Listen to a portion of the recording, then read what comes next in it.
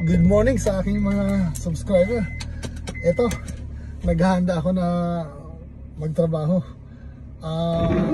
Kapag ganito na magtatrabaho ko, before clocking in, siniset up ko na yung mood ko para masaya sa trabaho.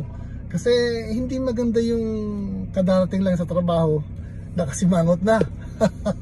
Hindi typical na Pilipino ang ganon.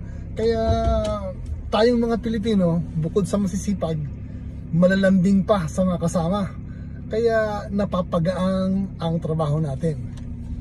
Hayaan nyo, at kapag may panahon ako, pupunta ako sa iba-ibang lugar na may share ko naman sa inyo kung ano ang mga nandun.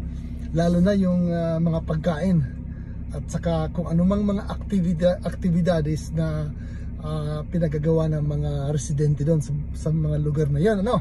Okay, sige, stay safe and have a good day. God bless. Bye bye.